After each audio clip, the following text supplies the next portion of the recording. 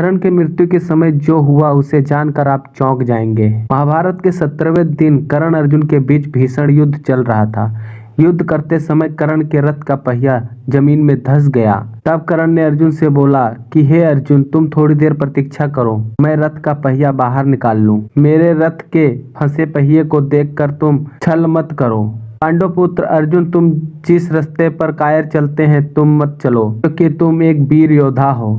तुम्हें खुद को श्रेष्ठ सिद्ध करना चाहिए।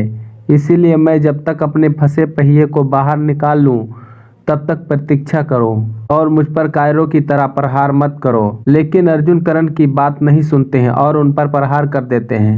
निशस्त्र कर्ण पर बाण चलाकर उनका वध कर देते हैं। टीवी सीरियल में दिखाया गया है कि कर्ण को अपना पहिया निकालने के लिए अर्जुन समय देते हैं, लेकिन ये गलत है, ये सच नहीं है। सच्चाई तो ये है कि अर्जुन ने कर्ण को मौका मिलते ही उनका वध कर देते हैं। लेकिन कर्ण की मृत्यु के बाद ऐसा हुआ जिससे आप जानकर चौंक जाएंगे।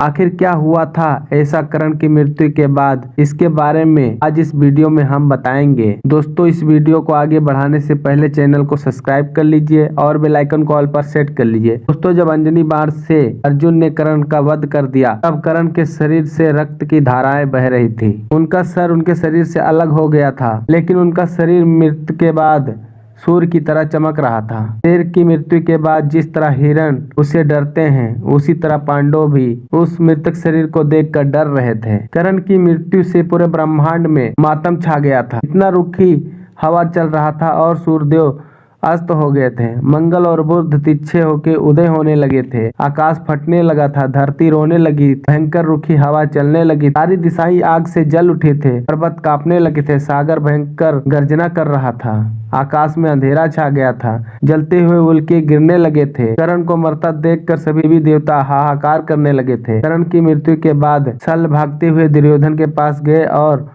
उनसे बोला कि कर्ण ने धावा बोलकर अर्जुन को मार ही दिया था, किंतु अर्जुन ने छल से उनका वध कर दिया। लगता है देवी देवता पांडवों के साथ हैं और उनकी रक्षा कर रहे हैं। कर्ण की मृत्यु का समाचार सुनकर दुर्योधन भी फूट फूट कर रोने लगे और शोक की वजह से मूर्छित होकर गिर पड़े। इसके बाद जब दुर्योधन को होश आया तो अर्जुन, भीम और कृष्ण को मार के कर्ण की मृत्यु का बदला लेंगे, ऐसा उन्होंने शपथ लिया। जब संजय ने धृतराष्ट्र को कर्ण की मृत्यु के बारे में बताया तो मूर्छित हो गए और जब गांधारी को कर्ण की मृत्यु के बारे में पता चला तो वो चिल्लाकर गिर पड़ी।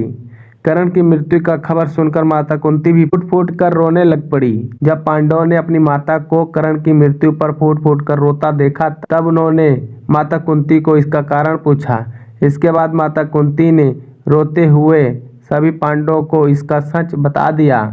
कर्ण का सच जानकर सभी पांडव हैरान हो गए। इस कर्ण को पांडवों ने हमेशा अपमानित किया और अंत में उसका वध कर डाला और वो उनके बड़े भाई हैं। ये जानकर पांडव बहुत दुखी और आंखों में आंसू आ गए। और सबसे ज्यादा दुख धर्मराज युधिष्ठिर को हुआ था।